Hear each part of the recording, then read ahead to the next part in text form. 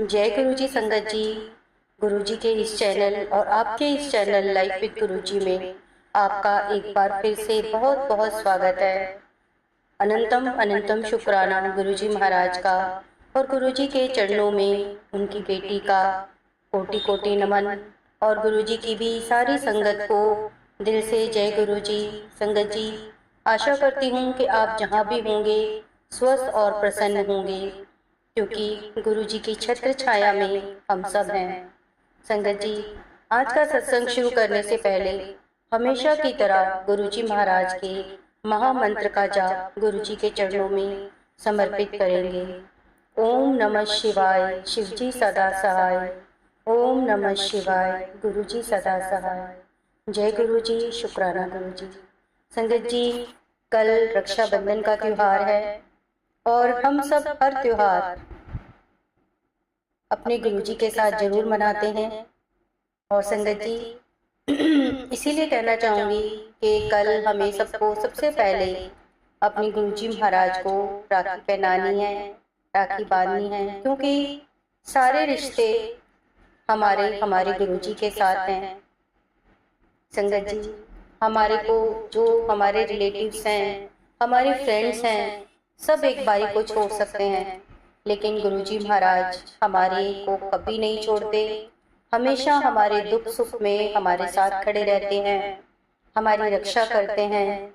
तो सबसे बड़े भाई, सबसे बड़े हमारे घर के तो गुरु जी हैं, और जो रक्षा करता है संगत जी, भाई उसे ही माना जाता है और उसी को हम राखी बांधते हैं। राखी का जो त्योहार है, रक्षाबंधन का जो त्योहार है, एक तरह से इसी से रिलेटेड है कि जब बहनें अपने भाई को रक्षा का बंधन बांधती हैं तो उनसे उम्मीद करती हैं कि वो जब भी मुसीबत में होंगी, जब भी उनके ऊपर कोई दुख आएगा, कोई मुसीबत आएगी, तो उनके भाई उनकी रक्षा करेंगे। लेकिन संगत जी, मैं आपको एक बात बताना चाहूंगी कि आज के युग में रिश्ते भी हमारे बस नाम के ही रह गए हैं। इसलिए संगत जी, गुरु जी से अपना रिश्ता जोड़ लीजिए, जो कि हमेशा दिल से हमारे साथ रिश्ता निभाते हैं। चाहे सारा संसार आपका साथ छोड़ दे, लेकिन गुरु जी महाराज कभी आपका साथ नहीं छोड़ेंगे। तो संगत जी, ये तो हो गई रक्षाबंधन की बात।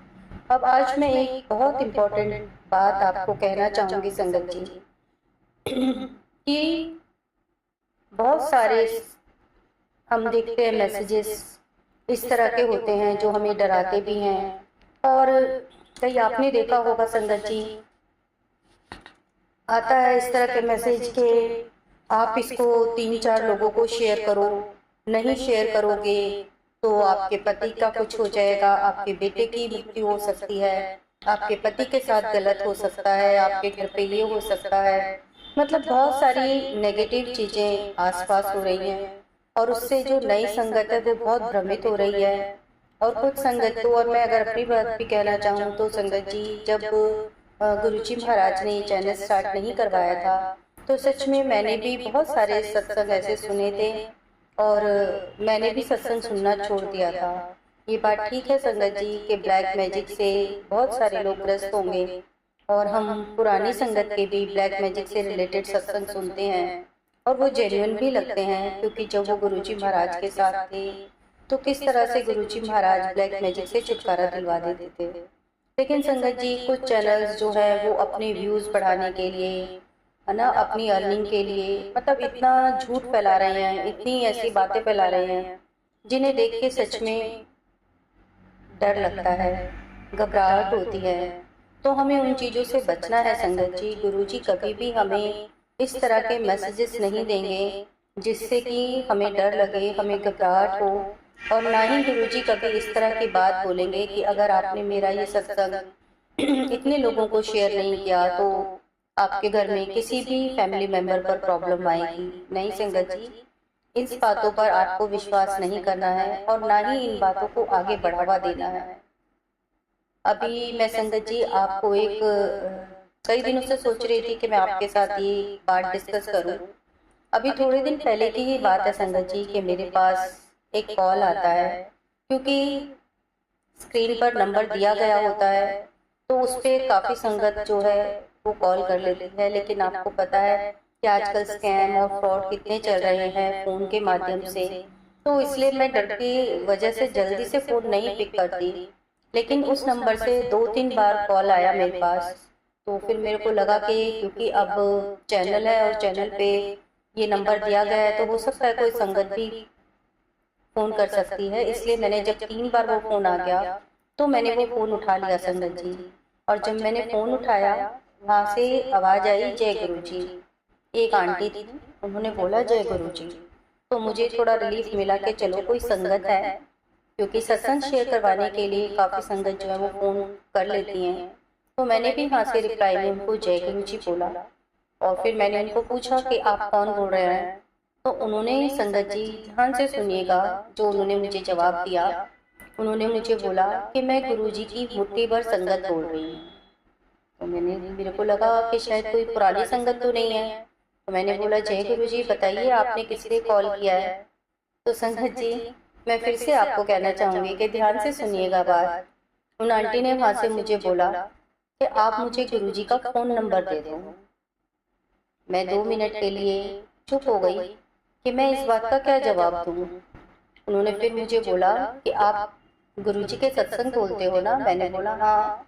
तो उन्होंने बोला आप मुझे गुरुजी का नंबर दे दीजिए। मैंने बोला गुरुजी का नंबर। तो उन्होंने बोला हाँ, मुझे गुरुजी का नंबर चाहिए, जिनके आप सत्संग बोलते हो, मुझे उनसे बात करनी है। हालांकि आंटी ने बोला था शुरू में कि मैं गुरुजी की मुट्ठी भर संगत बोल रही हूँ। फिर मैंने आंटी को बोला कि आंटी, आपको नहीं पता क्या गुरुजी अब हमारे बीच फिजिकल फॉर्म में नहीं है। और वो जो आंटी थी ना, थोड़ा मतलब मुझे वो हरियाणा से बोल रही थी, भिवानी से। उनकी आवाज़ से भी पता चल रहा था कि हरियाणा की लैंग्वेज बोल रही थी वो, और हाउस वाइफ ही रही होंगी। उन्होंने मुझे बोला कि मेरे को आपका नंबर, हमारे यहाँ पे कोई 4-5 दिन से लगातार बैठ रहे हैं और हम आपके सत्संग सुनते हैं, और उन्होंने मुझे दिखाया था कि स्क्रीन पे आपका नंबर है। तो मैंने ये नंबर वहाँ से लिया है, और उन्होंने बोला था कि आपको ये गुरुजी का नंबर दे देंगे। तो मैंने बोला आंटी, गुरुजी का नंबर मैं कहाँ से दे सकती हूँ, गुरुजी तो अब हमारे बीच नहीं है, फिजिकल फॉर्म में नहीं है। तो आंटी ने बोला कि आप, लेकिन मैंने तो यूट्यूब पर इतने सारे, मैं कई चैनल पर सत्संग सुनती हूँ और वो बोलते हैं गुरुजी ने कहा, गुरुजी ने बोला। और तब मैंने उनको समझाया, मैंने कहा आंटी, जो गुरुजी की संगत है वो गुरुजी के बहुत सारे चैनल बने हुए हैं, और उस पर जो गुरुजी के साथ उनके एक्सपीरियंस होते हैं, उनके कल्याण गुरुजी ने किस तरह से करे हैं, उनको वो सत्संग के रूप में आपको बताते हैं। मैंने कहा वो बहुत सारे चैनल हैं, उन पे सत्संग आते हैं। लेकिन आंटी जिद कर रही थी कि नहीं, मुझे गुरुजी का नंबर चाहिए, क्योंकि मैंने बहुत सारे चैनल पे सुना है कि वो बोलते हैं गुरुजी ने कहा, गुरुजी ने मेरे को आके ये मैसेज दिया, और ये मैसेज मैं आप सबको भी दे रही हूँ, आप सब भी ये काम करो, उपाय बताते हैं। और गुरुजी ने, और सच में संगत जी, हम भी, मतलब मैं भी सत्संग सुनती हूँ, पहले भी सुनती थी और अभी भी सुनती हूँ। तो उसमें मैं देख रही हूँ कि कई चैनल्स पे इसी तरह से ही बोला जाता है कि गुरुजी ने बोला, गुरुजी ने कहा। और मैं उन आंटी का नाम नहीं लेना चाहूँगी। अभी लेटेस्ट ही मैंने 2 दिन पहले या शायद कल ही मैंने वो सत्संग सुना था, जिसमें आंटी संगत को बोल रही थी कि गुरुजी ने आके मेरे को मैसेज दिया है कि 16 अगस्त से पहले तेरे को 2 सरप्राइज गिफ्ट मिलेंगे और रक्षाबंधन का गिफ्ट मिलेगा। इस तरह से आंटी कुछ बोल रही थी। और उन्होंने बोला कि मैं जो गुरुजी मेरे को मैसेज देते हैं वो मैं आप सबको भी देती हूँ, क्योंकि गुरुजी कहते हैं कि सारी संगत के लिए मैसेज है। और वो आंटी बोल रही थी कि 16 अगस्त से पहले देखना, आप सबको 2 सरप्राइज जरूर मिलेंगे, 2 गिफ्ट जरूर मिलेंगे।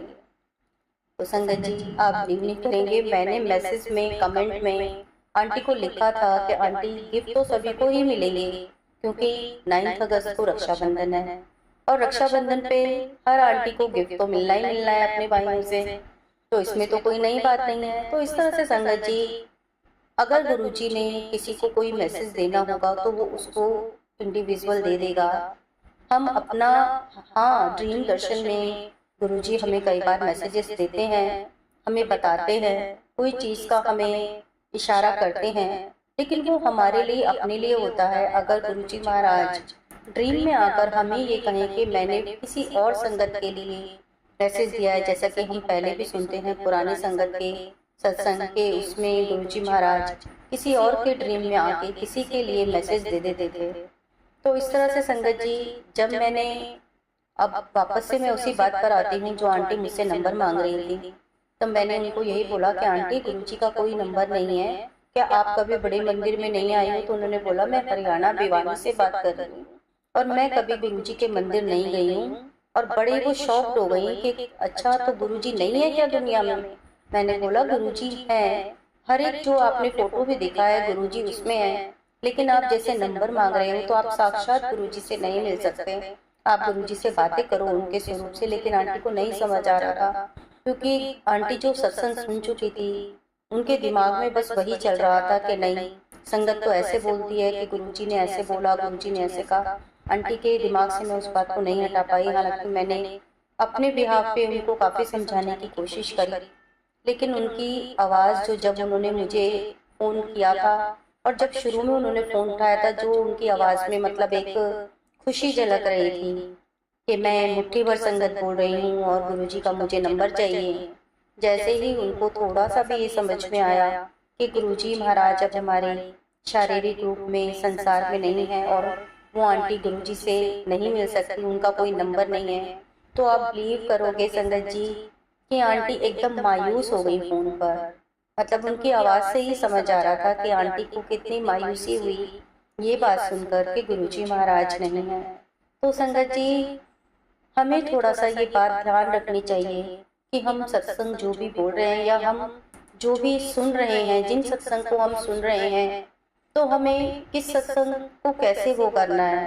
क्योंकि अगर हम ऐसे बोलेंगे गुरुजी ने कहा, गुरुजी ने बोला, तो नई संगत तो यही समझेगी कि गुरुजी महाराज हैं, सिर्फ अपने व्यूज़ बढ़ाने के लिए, अपने कुछ उसके लिए आप अगर इस तरह से बोलेंगे तो वो ठीक नहीं है। लेकिन दुख की बात ये भी है कि संगत भी मैंने देखा है कि उन्हीं सत्संग को ज़्यादा सुनती है जिसमें इस तरह की चीज़ें होती हैं। यानी कि आज भी हम उसी भ्रम में, उसी वहम में पड़े हुए हैं कि फला उपाय कर लेंगे तो हमारा ये कल्याण हो जाएगा, ऐसा कर लेंगे तो ऐसा हो जाएगा। संगत जी, गुरुजी ने तो हमेशा हमें वहमों से दूर रहने के लिए कहा है। गुरुजी महाराज ने जब समाधि ली थी तब भी गुरुजी ने कुछ दिन पहले संगत को यही कहा था कि मैं बहुत दुखी हो गया हूँ कि जिन वहमों से, जिस कीचड़ से मैं निकालने के लिए तुम सबको आया था, लेकिन तुम उसी में गिरते जा रहे हो। मैं रोज तुम्हें उस कीचड़ से निकालता हूँ, लेकिन तुम रोज उसी कीचड़ में गिर जाते हो। तो संगत जी, हमें खुद ही अब इस बात को देखना है कि हमें इन वहमों में नहीं पड़ना है। जय गुरु जी, शुक्राना गुरु जी।